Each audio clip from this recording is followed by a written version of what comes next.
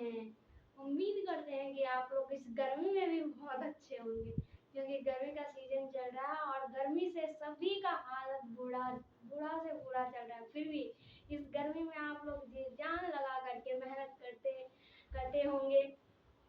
तो हम आज आप लोगों की क्लास में आए हैं, तो पढ़ा चुके थे आप लोगों को स्वर्ण वर्ण पढ़ा चुके थे, वर्ण के प्रकार पढ़ा चुके थे कि वर्ण दो प्रकार की होती हैं, जिनमें एक स्वर्ण वर्ण होते हैं और व्यंजन वर्ण। तो स्वर और व्यंजन हम पढ़ा चुके थे। अब आज हम पढ़ाने वाले हैं आप लोगों को व्यंजन वर्ण कितने प्रकार के होते हैं। व्यंजन वर्ण 3 प्रकार के होते हैं। तो आइए देखते हैं कौन कौन से होते हैं।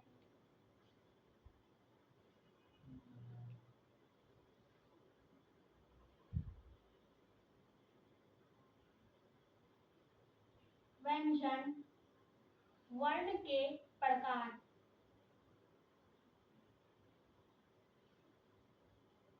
व्यंजन वर्ण के 3 प्रकार होते हैं। तो पहला वर्ण होता है, व्यंजन वर्ण का पहला वर्ण होता है स्पर्श।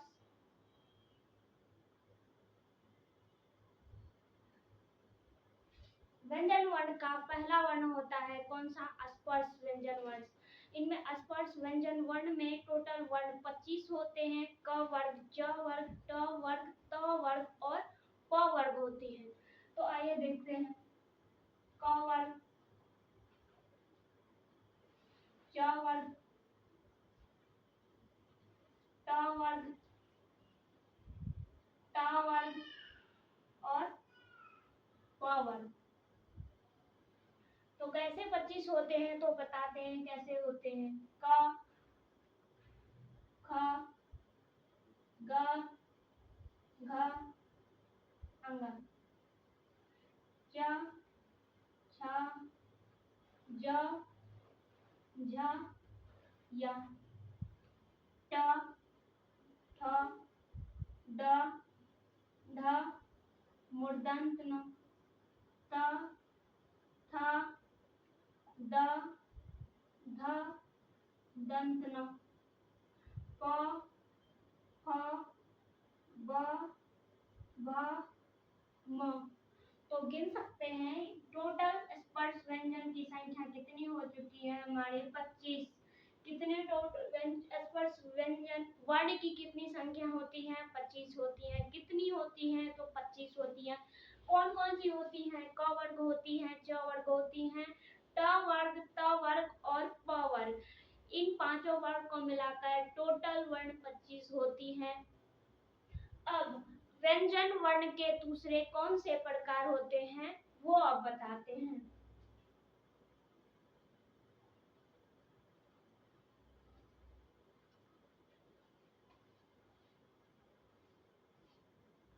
दूसरा होता है अंतस्थ।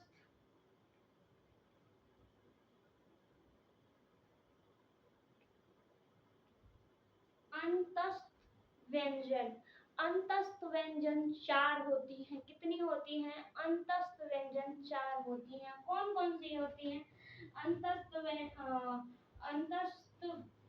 व्यंजन य, र, ल, व। अंतस्थ व्यंजन 4 होती है। स्पर्श व्यंजन 25 होती है। अब बच गया हमारा लास्ट तीसरा व्यंजन वर्ण की तीसरी कौन सी भाग है? तो तीसरी है ऊष्मा। ऊष्म व्यंजन। क्या आप लोगों को पता है कि ऊष्म व्यंजन को और किस नाम से जानते हैं? नहीं जानते हैं तो आज जान लीजिए। ऊष्म व्यंजन को अन्य नाम से संघर्षी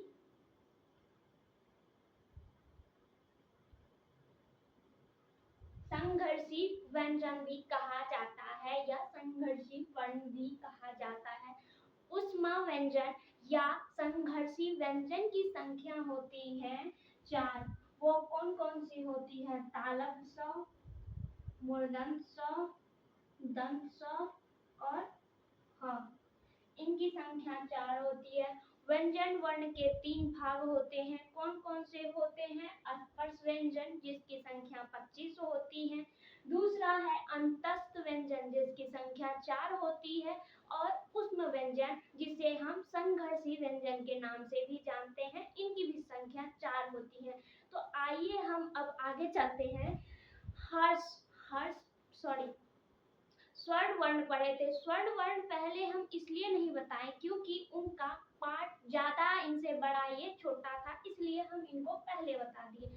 अब हम आ जाते हैं स्वर्ण वर्णों की वर्गीकरण। स्वर्ण वर्णों की वर्गीकरण निम्न प्रकार से कर सकते हैं। कितने प्रकार से कर सकते हैं? निम्न प्रकार से कर सकते हैं। तो आइए देखते हैं कि कौन कैसे कर सकते हैं स्वर्ण वर्ण की वर्गीकरण।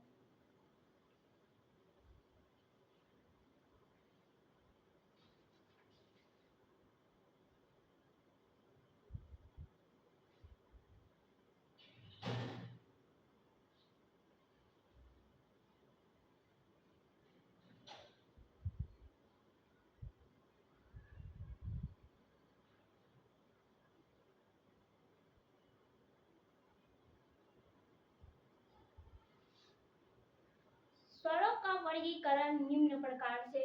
तो पहला कौन सा है? पहला है मात्रा या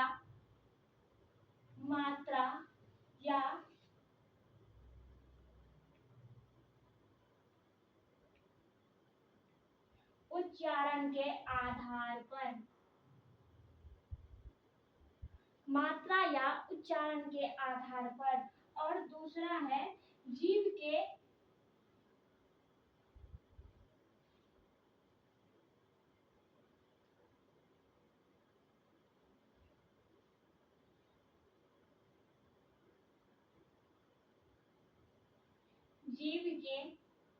आधार पर। तीसरा है मुख द्वार या मुख विवर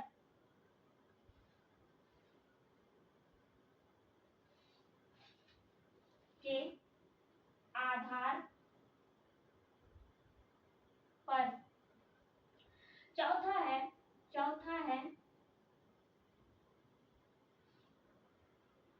फोटो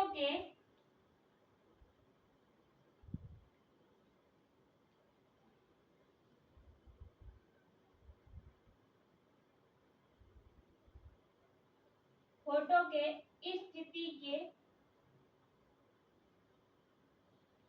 आधार पर।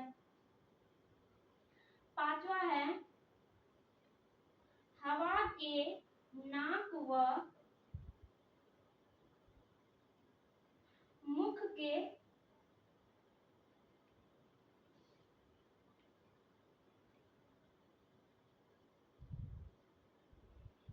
से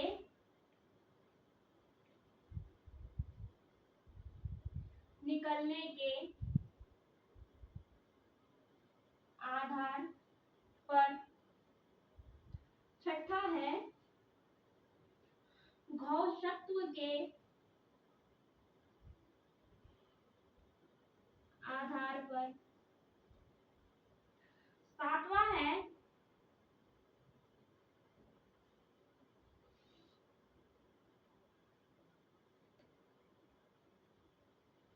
प्राणत्व के आधार पर।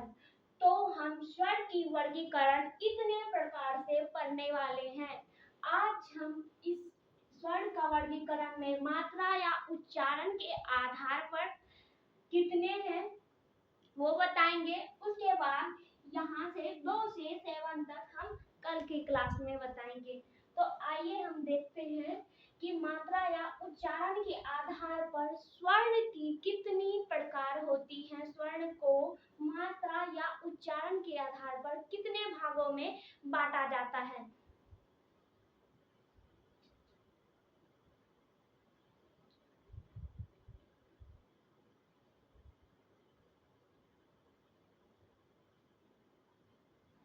मात्रा या उच्चारण के आधार पर स्वर को 3 भागों में बांटा जाता है। पहला इसको कितने भागों में बांटा जाता है? तो 3 भागों में बांटा जाता है। पहला है ह्रस्व स्वर। पहला कौन सा है? तो ह्रस्व स्वर है। इसमें क्या होता है, जिनके उच्चारण में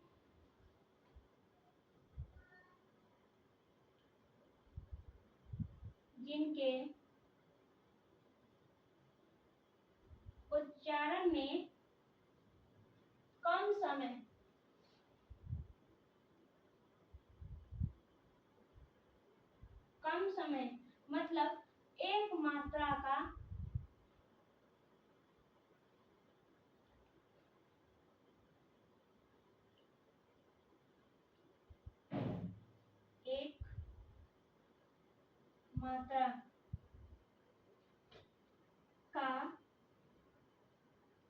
समय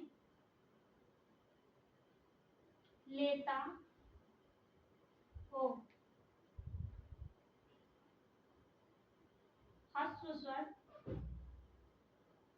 कहलाता है। इसके उदाहरण कौन कौन से हैं तो देखते हैं। इसमें एक मात्रा यानी थोड़ी सी सेकंड में, थोड़ी सी समय में एक मात्रा समय जो लेता है वो ह्रस्व स्वर कहलाता है। इसका उदाहरण देखते हैं।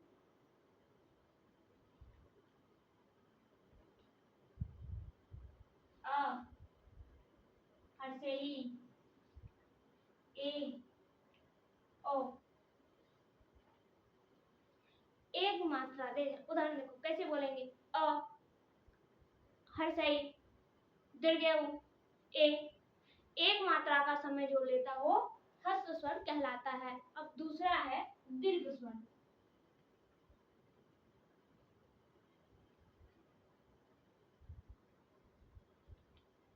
दीर्घ स्वर ह्रस्व स्वर से थोड़ा अधिक समय लेता हो। ह्रस्व स्वर में एक मात्रा लगा हो तो इसमें 2 मात्रा का समय लेता है। इसमें कर्ण का है, इससे थोड़ा सा ज्यादा जो है दीर्घ स्वर में समय लेता है, वही दीर्घ स्वर कहलाता है। तो इसका डिफिनेशन होगा, जिनका उच्चारण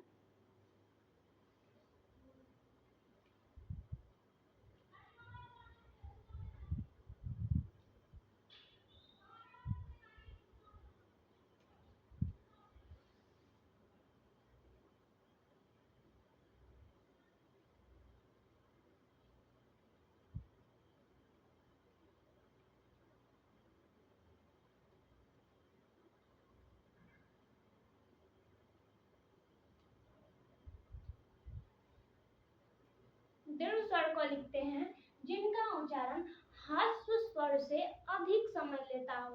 कैसे? तो इसका एक मात्रा लिया तो बोलेंगे अ, तो थोड़ा समय लगे। अब दीर्घ स्वर में कैसे पता लगेगा कि इसमें ह्रस्व स्वर से ज्यादा समय लगा? तो बताते हैं ना। तो इसमें होगा क्या, इसमें इसका उदाहरण देखते हैं।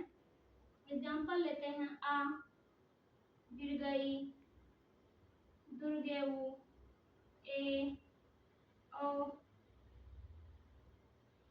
कैसे ह्रस्व और दीर्घ में अंतर कैसे हुआ?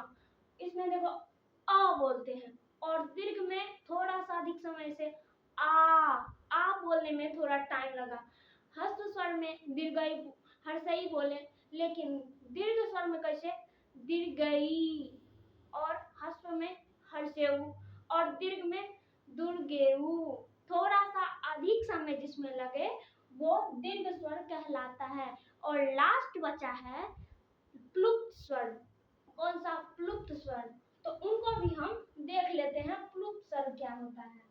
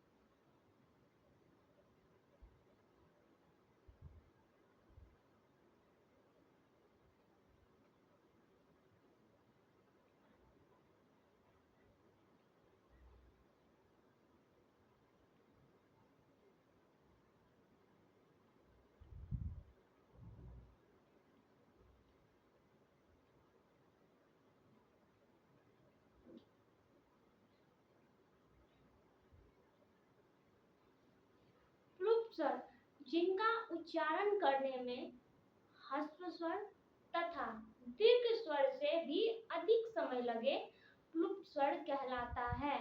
प्लुप्त स्वर कहलाता है। ह्रस्व स्वर जिनमें एक मात्रा का समय लगे, दीर्घ स्वर ह्रस्व स्वर से अधिक यानी 2 मात्रा का समय लगे और लुप्त स्वर में ह्रस्व तथा दीर्घ से भी अधिक समय लगे, वो लुप्त स्वर होता है। इसका उदाहरण हे राम, हे राम, इस दोनों से अधिक समय लगे, ये लुप्त स्वर हुआ। तो आज इतना ही रहने देते हैं, मिलते हैं ऐसे ही टॉपिक्स के साथ अगले वीडियो में। जैसे इस टॉपिक का समाप्त होगा, हम आप लोगों के लिए इस टॉपिक से क्वेश्चन लाएंगे। तब तक के लिए मिलते हैं। जय हिंद, जय भारत।